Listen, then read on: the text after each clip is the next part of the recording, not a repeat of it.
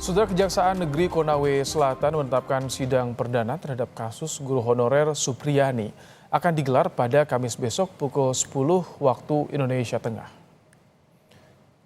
Sidang perdana terhadap Supriyani, guru honorer di Konawe Selatan yang dituduh menganiaya seorang anak polisi, akan digelar pada Kamis besok. Sidang perdana akan berlangsung dengan agenda pembacaan dakwaan. Sidang akan berlangsung di Pengadilan Andolo pada pukul 10 waktu Indonesia Tengah. Semangat Bu, semangat ya Bu ya. Melalui pesan tertulis kepada Kompas TV, Kajari Konawe Selatan Ujang Sutisna menyatakan mengenai kemungkinan bebas dari tuntutan atau persidangan sesuai di BAP, hal tersebut tergantung dari hasil proses persidangan dalam pembuktian di mana kebenaran material dan pertimbangan aspek-aspek lain di persidangan dapat diperoleh untuk guna menemukan keadilan. Terkait kasus guru Supriyani yang jadi tersangka usai dituduh melakukan kekerasan kepada seorang anak polisi, Kabid Humas Polda Sulawesi Tenggara memastikan Kombes Iis Christian membantah ada permintaan sejumlah uang dari pelapor yaitu Aibda Wibowo Hashim. Polisi menurut Kombes Iis juga terbuka untuk membuka ruang penyelesaian kasus lewat restoratif justice. Dalam penanganan perkara ini, sebagaimana yang beredar di media, bahwasanya pelapor meminta sejumlah uang kepada terlapor. Dalam kesempatan ini, kami tegaskan bahwa itu adalah tidak benar dan merupakan sebuah hoax. Hal ini sebagaimana dijelaskan oleh Kapolres Konawe Selatan dalam rilisnya, bahwa Polda Sultra dan Polres Konawe sudah melakukan langkah-langkah secara prosedural sesuai dengan peristiwanya dan fakta hukum yang sesuai dengan undang-undang khusus kaum rentan, dalam hal ini anak sebagai korban, termasuk juga perlindungan hak-hak terhadap terlapor, yaitu memberikan ruang restorasi, ruang keadilan, serta tidak melakukan penahanan selama proses penyidikan dengan mempertimbangkan bahwa terlapor adalah sebagai tenaga pengajar.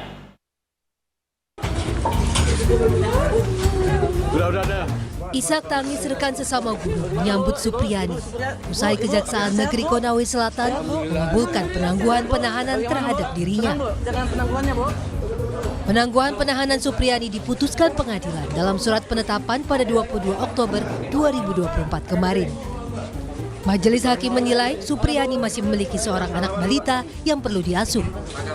Atas kasus yang menimpanya, Supriyani kembali menegaskan jika dirinya tidak melakukan perbuatan yang dituduhkan terhadapnya. Terima kasih banyak untuk teman-teman semua.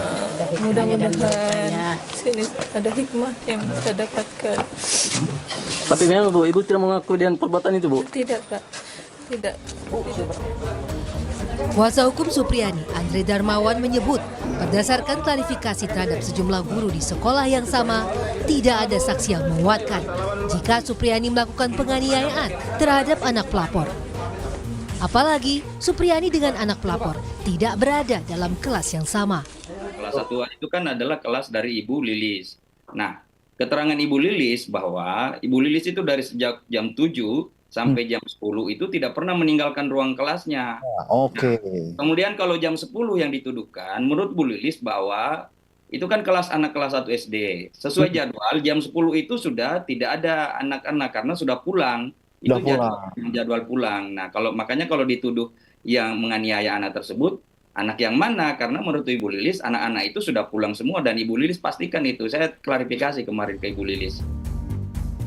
Sebelumnya, Aibda Wibowo sebagai pihak pelapor menyebut jika Supriyani telah mengakui perbuatannya terhadap anaknya yang bersekolah di SD Negeri 04. Dan yang bersangkutan sudah mengakui semua perbuatannya. Seperti itu. Dan saya tanya kembali ke pelaku, apakah betul kamu sudah akui? Apakah betul kamu melakukan? Sambil menangis itu dia bilang iya. Supriyani merupakan seorang guru honorer di SD Negeri 04 Baito, Kabupaten Konawe Selatan. Ia dilaporkan seorang polisi atas dugaan telah menganiaya anaknya yang bersekolah di SD tersebut. Proses mediasi antar para pihak sempat dilakukan, namun tidak pernah ada titik temu. Tim Liputan Kompas TV. Kasus dugaan penganiayaan oleh guru honorer di Konawe Selatan akan dimulai disidangkan esok dengan agenda pembacaan dakwaan. Bagaimana Kejaksaan Agung menyikapi sorotan publik terhadap kasus ini? Kita bahas bersama Kepala Pusat Penerangan Hukum Kejaksaan Agung, Harli Siregar. Selamat petang, Pak Harli. Selamat petang, Mas Ibrahim. Baik, Pak Harli, yang pertama ini soal apakah pasal yang menjerat tersangka ini masih sama dengan yang dalam BAP? Kemudian apakah ada peluang ini terdakwa ini, tersangka ini bisa bebas? Baik, saya kira sebelum saya menjelaskan itu, saya harus jelaskan dulu pengaturan hukum acara kita terkait soal sistem peradilan pidana kita ya, supaya tidak bias. Nah, berdasarkan surat pelimpahan perkara ke pengadilan ya, nomor 1704 tanggal 15 Oktober 2024 dan surat penetapan dari Majelis Hakim Pengadilan Negeri Andolo nomor 104 ya, sudah menetapkan persidangan itu tanggal 24 Oktober, berarti besok. Artinya bahwa kewenangan menahan, mengadili, memeriksa tentu ini sudah menjadi kewenangannya pengadilan. Nah, itu dulu yang pertama. Nah, yang kedua, apakah terbuka peluang terhadap saudara Supriyani ini terdakwa akan dinyatakan bebas? Tentu sangat tergantung kepada proses pembuktian yang ada di pengadilan nantinya. Mengapa? Karena apakah sesungguhnya bahwa fakta-fakta yang akan terungkap di persidangan sama dengan fakta-fakta berkas perkara. Nah ini, jadi apa yang disampaikan oleh Kajari itu saya kira benar, bahwa kalau kita mau menuntut bebas tentu nanti harus dilihat apakah memang bahwa fakta-fakta yang terungkap di dalam persidangan ini sesungguhnya tidak sama dengan fakta-fakta di dalam berkas perkara. Mana fakta-fakta dalam berkas perkara? Kan di sana disampaikan bahwa misalnya bahwa yang bersangkutan itu melakukan penganiayaan terhadap anak ya. Bahkan juga terdapat visum et repertum yang menjelaskan terkait soal luka-luka yang dialami oleh anak tersebut ya. Nah, termasuk bagaimana laporan sosial yang disusun oleh pekerja sosial tenaga kesejahteraan bahwa terdapat indikasi yang kuat bahwa hal tersebut dilakukan oleh terdakwa. Nah, tetapi inilah nanti yang harus diungkap di dalam proses persidangan. Itu fungsinya persidangan yang terbuka ini. Nah, sementara di beberapa media kan bahwa saudara terdakwa ini kan sudah membantah. Nah, bagaimana nanti bukti-bukti ini bisa dipertemukan, di-compare, maka itu yang akan dilihat oleh jaksa nantinya, apakah harus mengambil sikap menuntut bebas atau tidak misalnya. Nah, kemudian tentu akan ada pertimbangan-pertimbangan lain yang akan diberikan oleh jaksa. Bagaimana Pak Harli, Kejaksaan Agung melihat kasus ini? Karena kan ada dugaan banyak sekali ditemukan kejanggalan sebelumnya ketika proses penyidikan. Kemudian juga ada dugaan ini tersangka dipaksa untuk mengakui perbuatannya. Ketika proses pelayanan berkas kepada kejaksaan itu bagaimana? Apakah diawasi juga, diteliti juga hal-hal yang seperti itu? Nah, yang pertama oleh karena itu kami sangat responsif terhadap perkara ini dan kami sangat prihatin. Oleh karenanya kami secara cepat ya langsung melakukan inisiasi dan meminta supaya saudara terdakwa ini segera ditangguhkan ya. Nah, ini dulu. Nah, jadi supaya dalam kondisi bebas ya, bahwa yang bersangkutan tentu akan memberikan keterangan-keterangan secara lebih bebas. Nah, itu.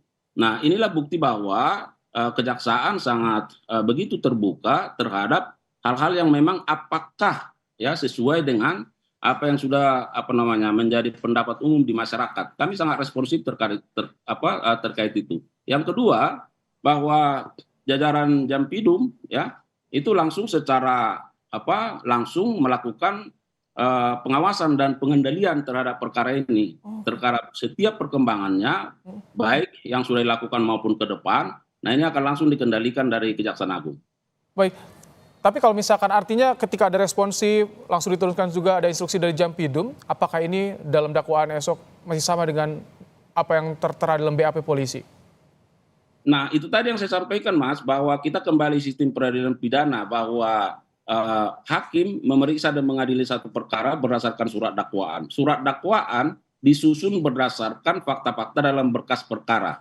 Berkas perkara disusun berdasarkan bukti-bukti yang diperoleh oleh penyidik dalam proses penyidikan. Nah, inilah nanti yang akan dikontes, ya. Sekali lagi ini akan dikontes secara terbuka di depan persidangan. Apakah dakwaan yang akan diajukan oleh jaksa penuntut umum berdasarkan fakta berkas perkara itu ternyata menjadi fakta dalam persidangan. Kalau ternyata itu bukan menjadi fakta dalam persidangan, nah makanya nanti pimpinan akan melakukan penilaian terhadap perkara ini. Oke, baik. Terima kasih Pak Harli Siregar, Kapus Penkum Kejaksaan Agung telah bergabung dalam program Kompas Petang sore hari ini.